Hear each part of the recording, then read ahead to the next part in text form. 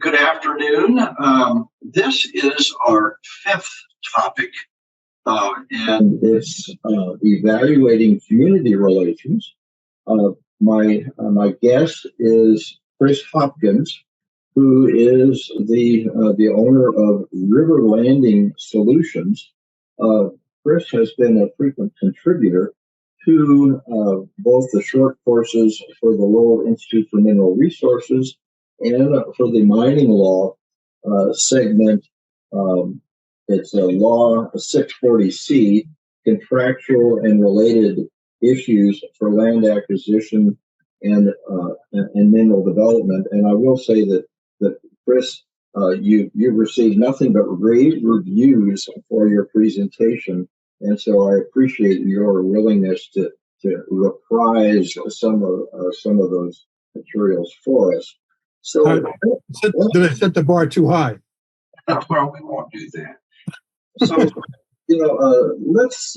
And we're really looking at evaluating community relations in connection with a mineral development project. But honestly, I think that it probably applies across the board for almost any large project.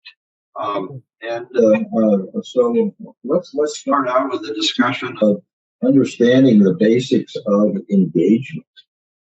Well, there's a creed I live by, John. It's called educate, identify, and mobilize. And what I mean by that is we need to educate people, especially in the mineral mine. People don't understand the science of it. They don't understand what the materials are used for.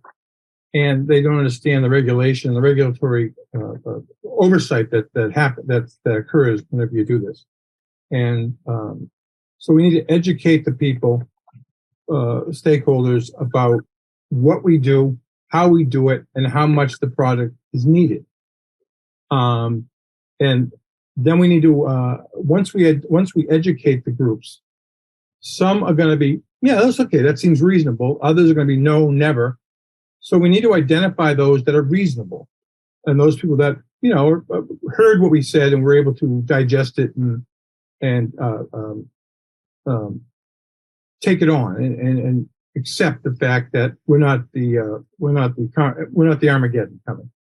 And the last thing is to mobilize. Once you identify people who are going to support you, then you need to mobilize them, get them to do something. That could be if you have a public hearing, show up at a public hearing, or if you get them to write emails or make phone calls or post on social web pages, but take some form of action.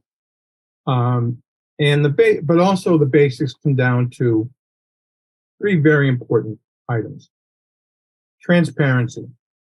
You always have to be transparent with what you're going to do. The second, you have to gain the trust. And the second, I remember I was meeting with a group up in Ontario. This was probably about 15 years ago. And there was something up there called the Mega Quarry.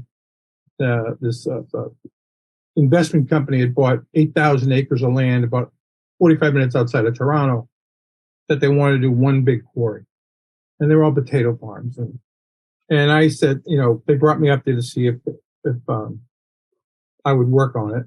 And they had a couple of local guys. And I said, well, how did you assemble all these acreages without tipping your hand?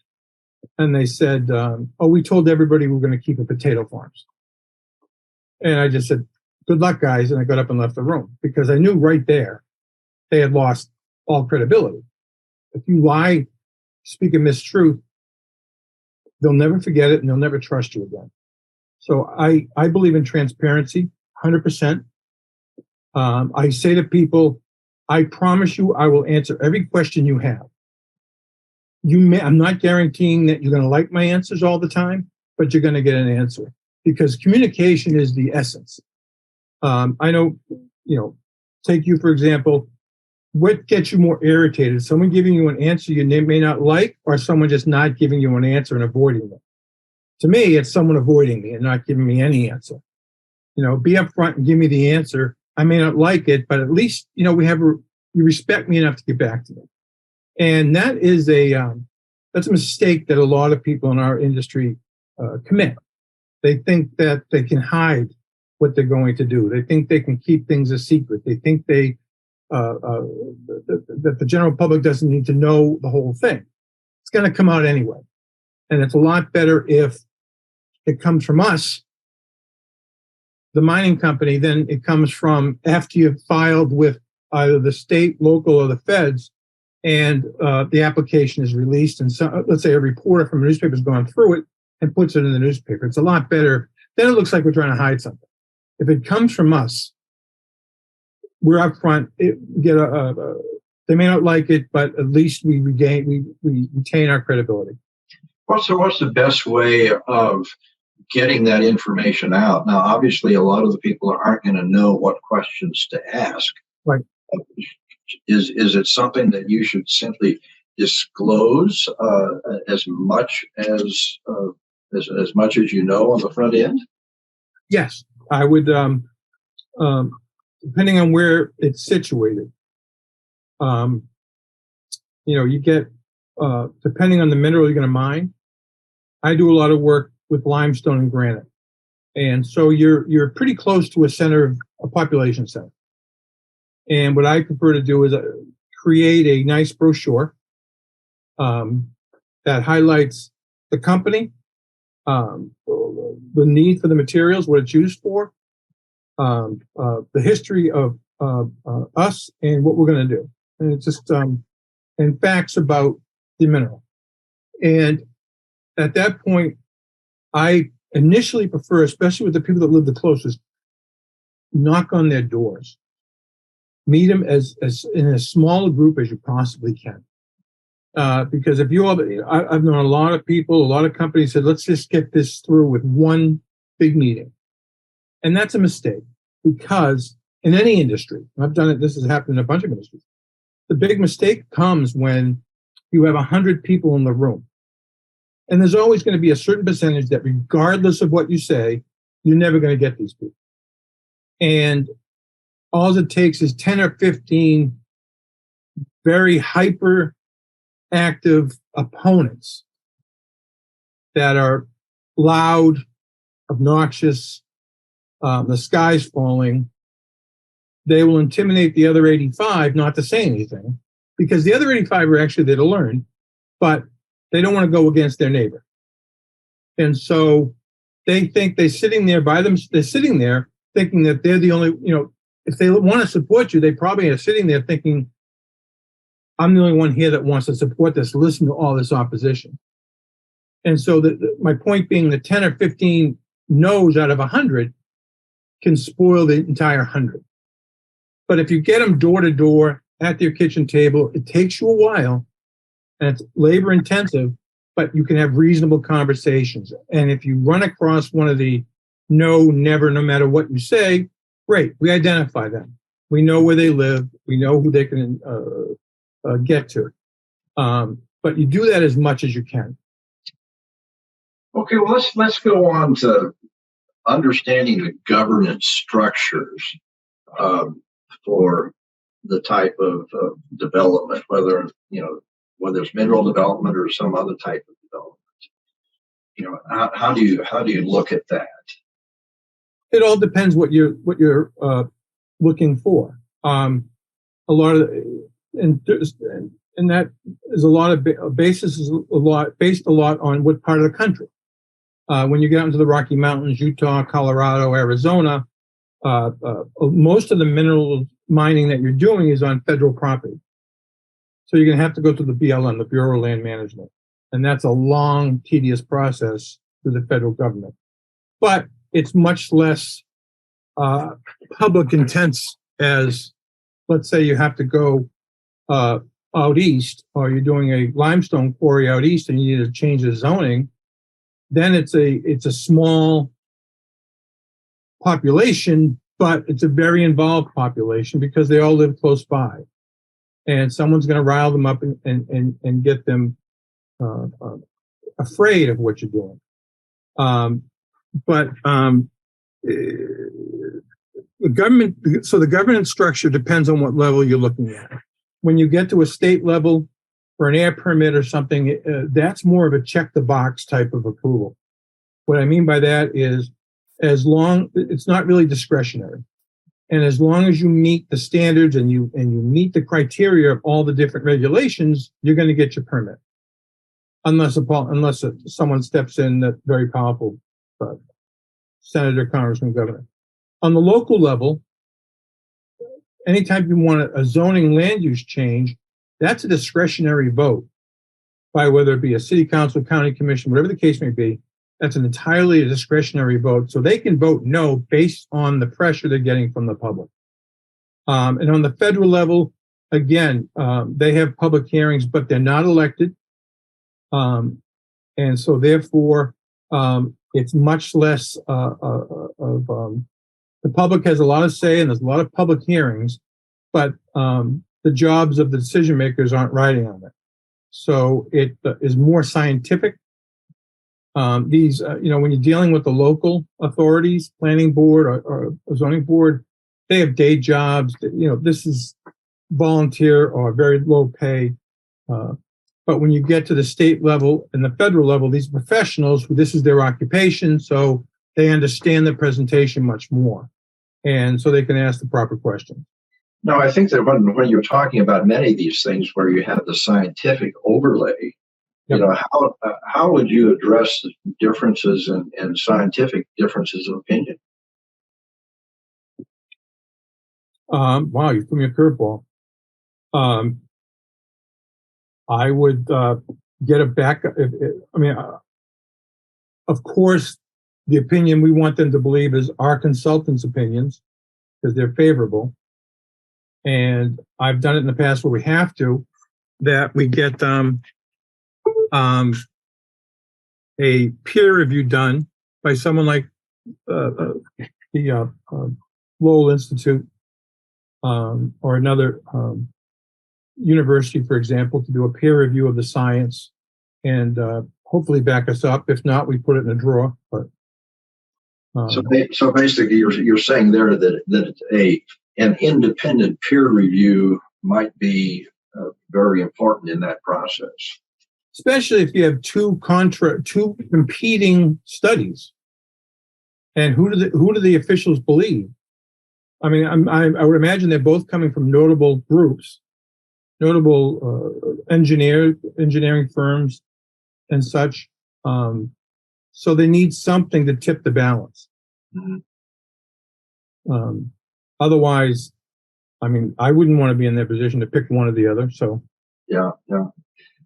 Okay, well, let's go on to. It all depends on the mineral. Yeah. From your standpoint, how would you go about the identifying or defining the stakeholder or community groups here, the interested parties? Now, obviously, you're looking for the people that support you, but also looking for the people that are going to oppose you. When I start working for a client, the first thing I do is I go in and I do what I call a community assessment. And that is, I was looking if I could reach one real quick, but I don't have one right in my hands, I don't think. It's basically about a 70, 80 page document of everything that has to do with the decision makers, their background, whether they be elected or appointed. I get their background, what their background is. If it's an elected position, what do they do for work? Who contributed? If it's elected official, who contributed to the campaign? Find out anything at all that could sway their vote. And I do that for the appointed officials as well. A lot of who appointed them, how much impact does that person that appointed them have, or that group? And then I take a look at the community. Who is going to oppose them and why? That may include environmental groups. Does this place have standard environmental groups? Do they have a river keepers group, for example? Do they have a Sierra Club chapter? Do they have where's your proximity to a watershed, to a school? But you look at anything that could possibly, like I just reviewed a piece of property for a client in the Carolinas who was looking to build something. build a quarry, and they didn't know that their next door neighbor was 176 acres of the Nature Conservancy. I'm like, that could be a problem.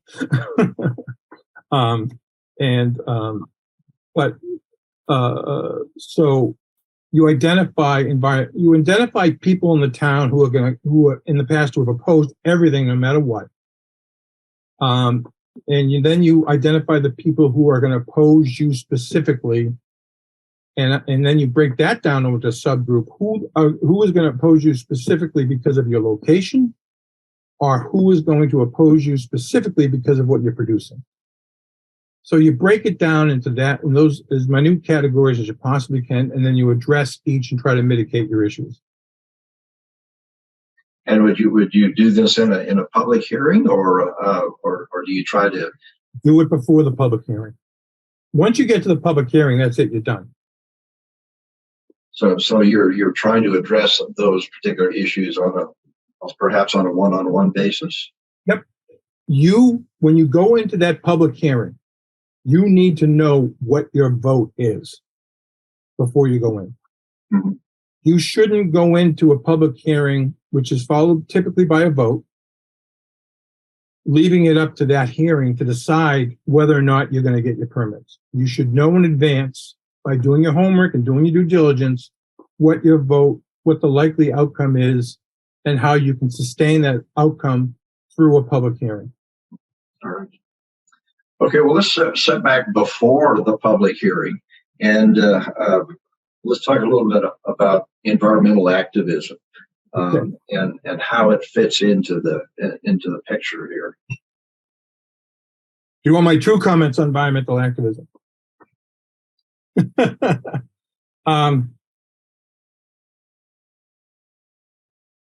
In the proper context, I'm not against environmental activism. What gets me upset about environmental activism is you have the leaders and then you have the followers. Sometimes the leaders don't care to give the followers the entire scope of information, and the followers don't ask. And let me give you a great example. Most environmentalists love electric cars, solar farms, wind farms, but you know that the base material for all of that, including plus our cell phones, our plasma TVs, anything that has the lithium part, our national defense system, our ballistic missiles, it's all, the base material is a rare earth mineral. And everybody I'm talking to, I'm sure, knows what a rare earth mineral is.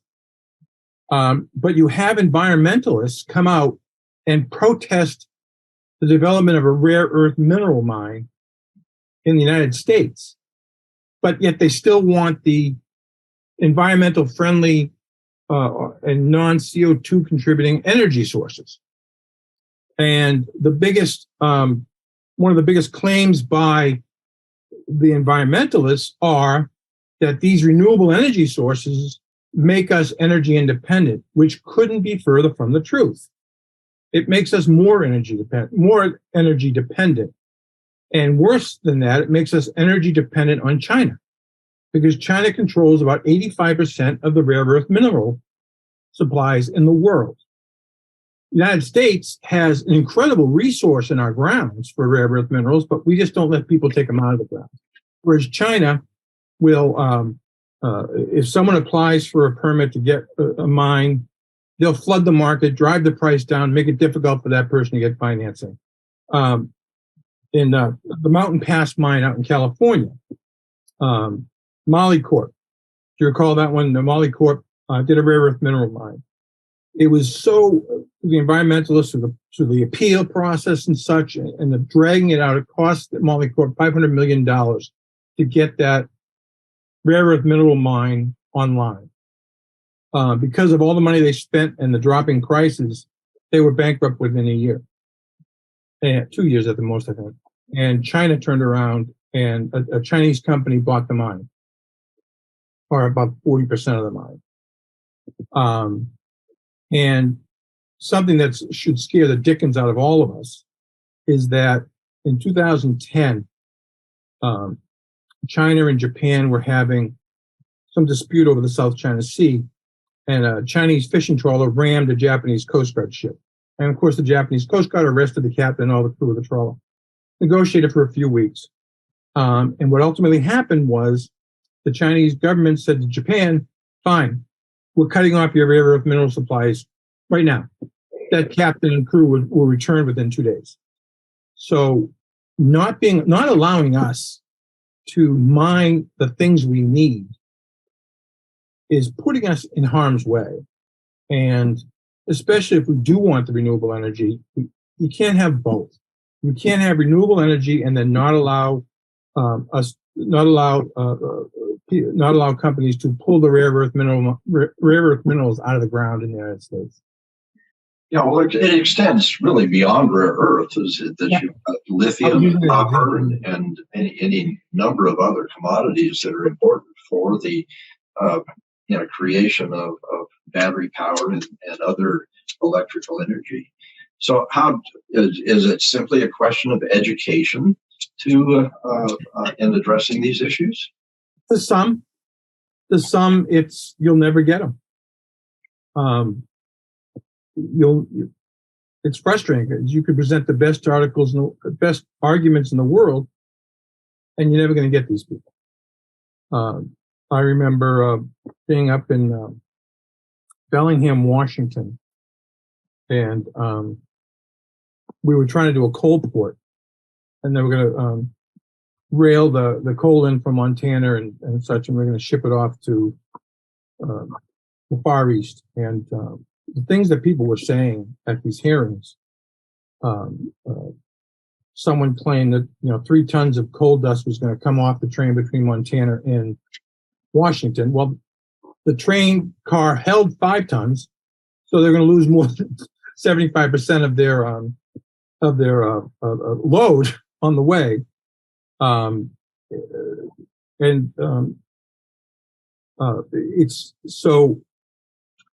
It's the leaders.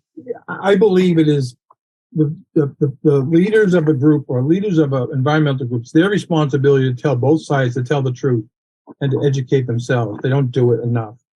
And I think it's the responsibility of the followers in any aspect of life, whether it be environmental or political protest or what, to educate yourself on what you're protesting against. Make sure you are correct. And that does not happen nearly enough. Yeah. And really, I think that probably leads us into the next thing I wanted to talk to you about is the understanding of the role of protest. I mean, how, that both in the recognition of that and how the developer should look at that particular role. Well, the role of a protest is to influence the decision makers. That's their primary role. So they want to put on a big show for, let's say, a 5-member state board or a county commission, whatever the case may be, or in the Fed or a federal agency. Their goal is to put pressure on those decision makers. And they, in a protest, very few protests stick to the facts, and very few protests aren't. Oh, I'm sorry, I'm having a senior moment. I'm trying to think of the word I'm thinking of. Aren't over the top. Okay. And as an example, when you're trying to, I know whenever I'm trying to develop a quarry, for example, 3 things are going to come up. A, the blasting is going to drive their house off their foundation and crack their house, break their house. B, the dust is going to give every one of their kids asthma and they're going to die. Or C, our truck's going to run over their kids on their way to school and they're going to die. My point being that there are arguments that protesters and the protesters feed off each other, and they get really over the top and to the extreme. They paint the extreme scenario. When you get into a group like that, the best thing to do is, while they're doing that, you got to kind of stay away. Because if groups are feeding off each other, you have a group of 1,000 people feeding off each other like that, you try to talk to them so it can't be said that you didn't, but going in, you're going to get nowhere. That if you start making sense and making reasonable arguments, people are going to start screaming over you, shouting over you. What I would tend to do after that is identify reasonable people and talk to them afterwards. Say, let's sit down and talk without 1,000 people. What I do a lot is I develop a working group between 4 or 5 people in the community and 3 or 4 people from the developer or the mining company. Let's meet every couple of weeks, once a month, whatever we need. And our job is there to listen. And again, we're going to answer every question you have. You may not like our answers, but we're going to communicate and just develop that communication.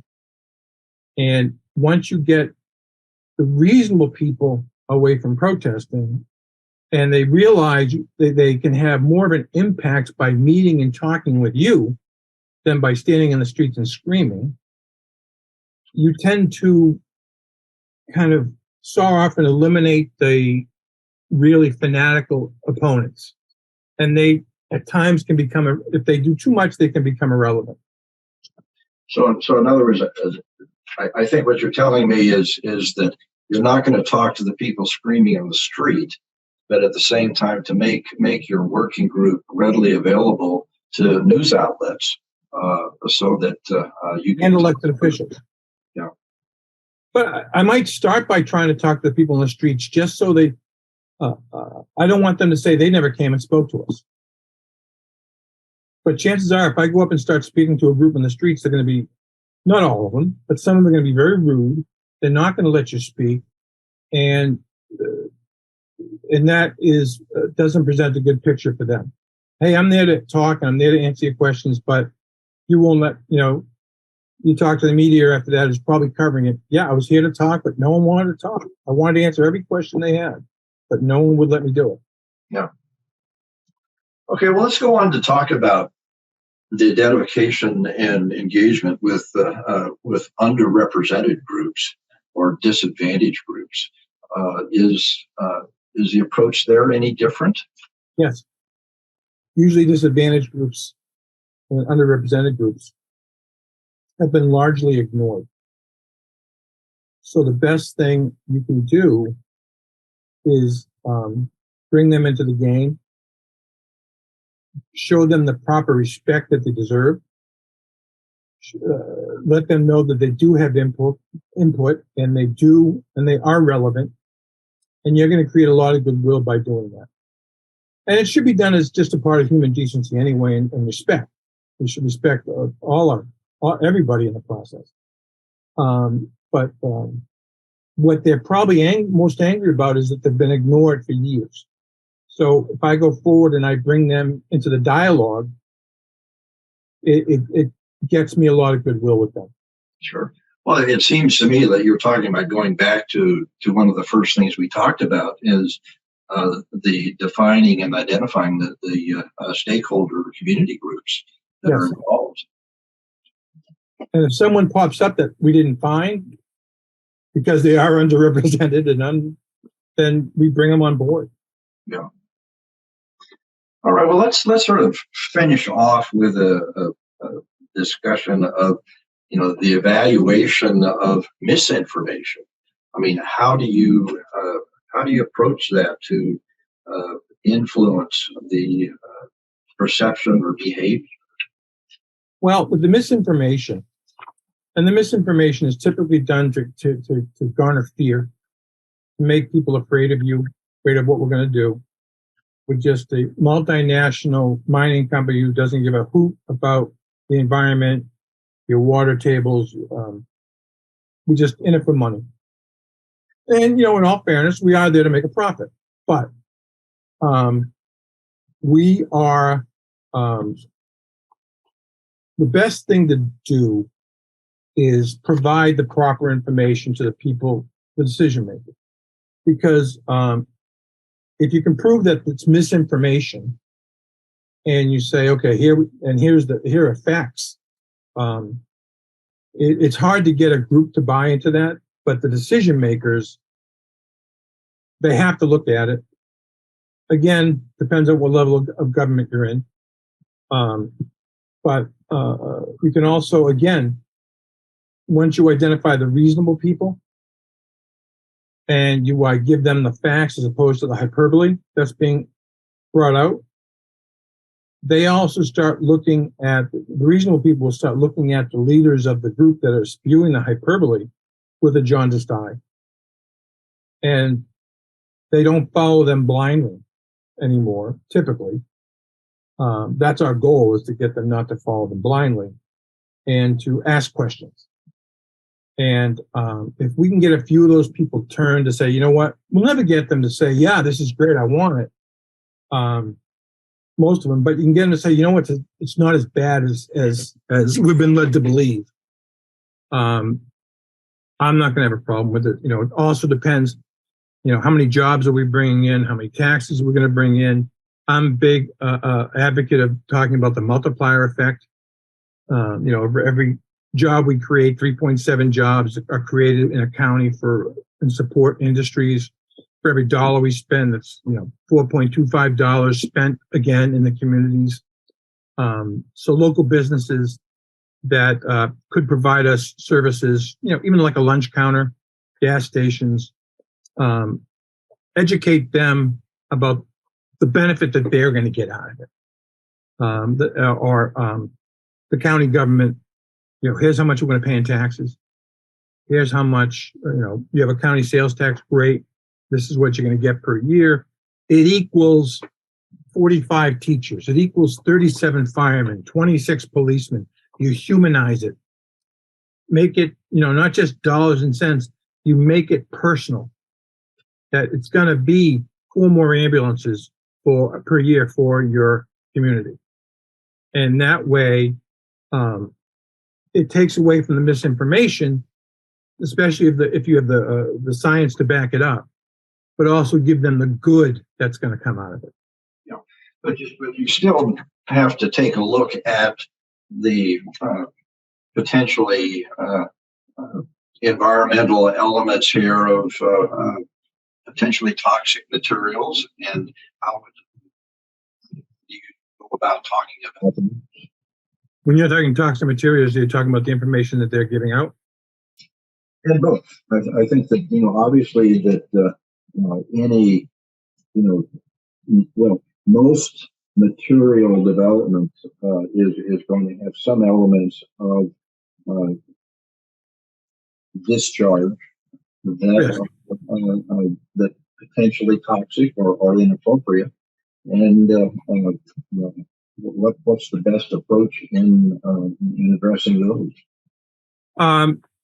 Again, it depends.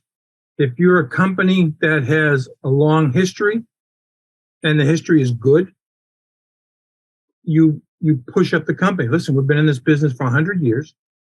We've never had something like that happen. We've never polluted a river. We've never killed an aquifer. Or if you're fairly new, you talk about the regulatory oversight by the state DEP, by the federal DEP, that your fears, they're on top of us. They're not going to let this happen.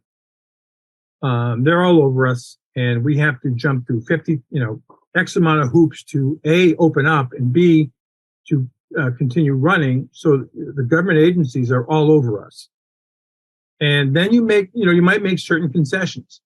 For example, putting a seismograph on everybody's house within a quarter mile, that they're afraid of the blast. Okay, here's the seismograph. You'll know what the level of the blast is. We're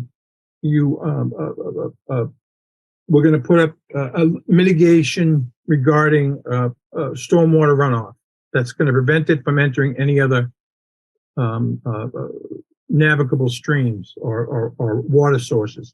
We're going to put our own retention pond in the quarry or in the mine that we're going to keep all our water on and we will get it pumped out and taken away. So there are certain mitigation factors you can do that can ease the concerns. You're right. You're never going to be 100% absolutely this will never happen. But then you go over the history. I'm going to give you a perfect example. Upstate New York, when we were going for an expansion, one of the someone that was running for a county commission had talking about our entrance, saying, it's only a matter of time before someone dies. Very irresponsible statement. And when I went back through the history of the 20 years, there was one accident at that entrance. It was a fender bender. And it was one when just a resident in a car tried to pass one of our trucks on the right. It was the only accident that ever occurred. And so we came back with that fact that we have a perfect record, road safety record in 20 years. And 200 truck trips a day, that's a lot of I forget the word I'm looking for. I have another thing in a moment. It's a huge test pool to pull out of. So you also have to educate people that this isn't 1950. This isn't 1960. That the scientific advancements that have been made over the last 20 years are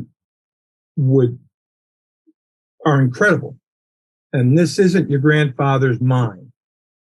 This is everybody that pretty much manages that mine has a graduate degree, scientific degree, and are very knowledgeable in the industry, in the environment.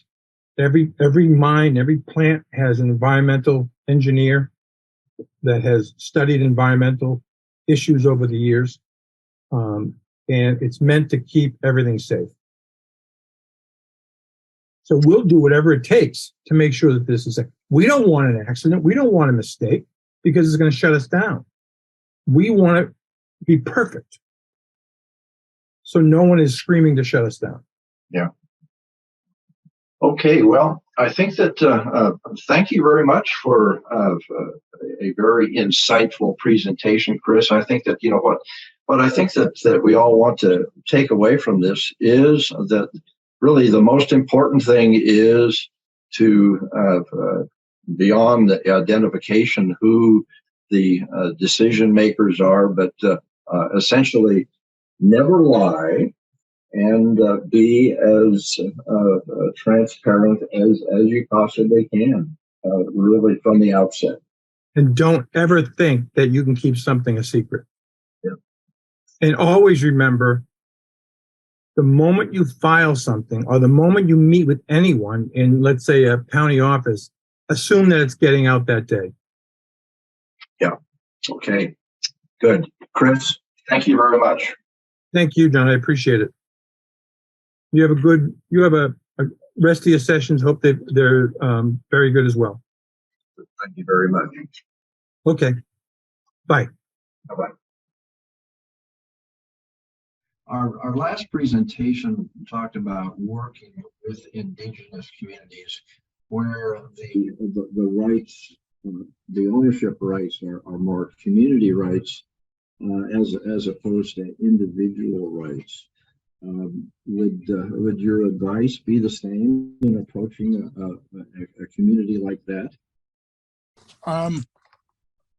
Same kind of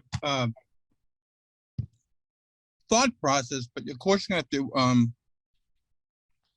approach it somewhat differently for the simple fact that a tribe has far more rights than an individual citizen when it comes to developing or doing something on their property, on their tribal lands. You have to go through a federal process as opposed to a local or state process.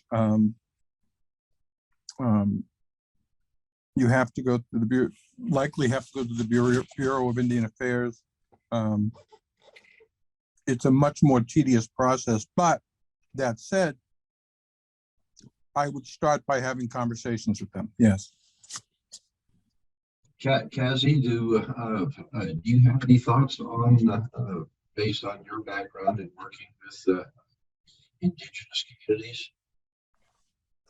Yeah, I thought one of the things, Chris, that you talked about was building trust and how that takes time, and how, particularly when dealing with indigenous communities, how that can be more complicated than simply dealing with affected communities, in part because of the cultural differences, and how important it is to have the right people sort of engaging in that process.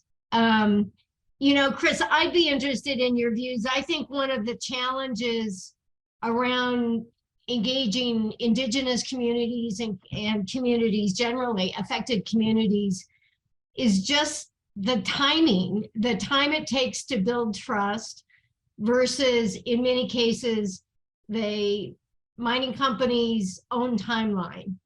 And how do you think companies and communities can kind of reconcile what is a big difference in expectations and timing? And even Ellie, John, as you know, talked about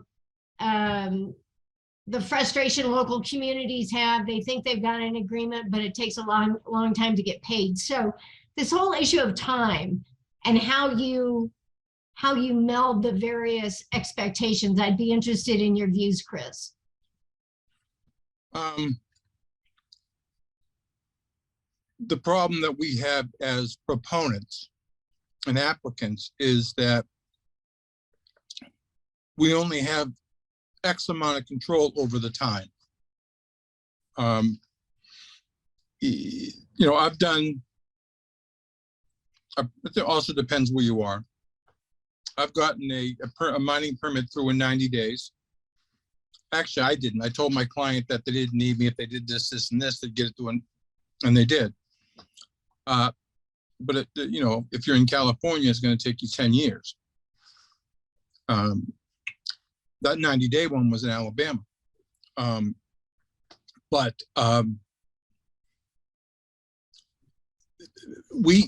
one thing we have to walk in accepting is that we're working on the governing body's timeline.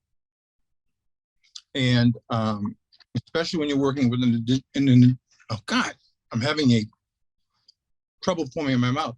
Indigenous land, and you're dealing with the feds. I don't mean to be cynical, but if you're dealing with the feds in this type of application, or even with an Army Corps of Engineers application, you better be ready for a wait, because they do nothing quickly. So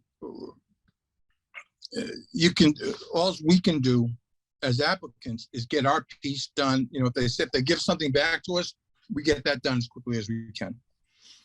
And then we hand it back to them, and we have to wait. So I think I went totally around the question because I'm having trouble remembering it. But time is, we don't control it. And you have to go in accepting that. If it's a very controversial matter, you're going to have countless public hearings. The public hearing process, I've had it take a couple of years. Nope, we need more information. We're going to postpone, let's table this for 3 months. And especially if, and I'm not sure, I'll be honest with you, I haven't worked a lot with indigenous tribes. In Canada, I did it with First Nations somewhat, but if the people that have to make the decisions, again, I'm going to be a little cynical, profiles and courage don't exist a lot. Does not exist a lot today in our decision makers and our elected officials or appointed officials. So anything they can do to delay a vote that's going to cost them or could hurt them, either way, they're going to, or they're going to try to get out of it. And so the question was about time. You don't control it, and you better be ready for it. The problem we have is it's changed somewhat during the last COVID and such with the junior mining companies. When a junior mining company is trying to get something permitted, they're working typically on a shoestring budget. And so they don't have a ton of time to wait. And so it could, that's a negative impact as well. But from what I understand, the bigger companies are buying the mines earlier before they're permitted. So they have the resources. Good. Well, thank you very much for your participation in this, Chris. It's you've had some valuable insight for us. Cassie, thank you very much for jumping in on this one. And it's John, may I add one more thing? Absolutely. And I wrote this down as I was listening to myself pontificate. One thing I didn't say is, by the way, I've met Cassie before, I think at a conference, but she's very familiar. You asked about the environmental groups. They're big business. And that's something we should not forget. I remember a while back, I added up the annual revenue of the top 3 environmental groups in the country, and it was over $2 billion. The average salary of someone who works in the Sierra Club is $131,000. Half the salary is above $135,000. Senior executives make more than $250,000. It's big business. So I don't want to discount someone's motives, but they want to hang in there because they do make a ton of money. Well, that's a factor that we obviously need to keep in mind, and to make it look like they've really done their job in the context of getting something done that's acceptable to the people that are looking to them for guidance. But we thank you all for your participation, and it's time to move on to the next subject here with Professor Ana Bastida.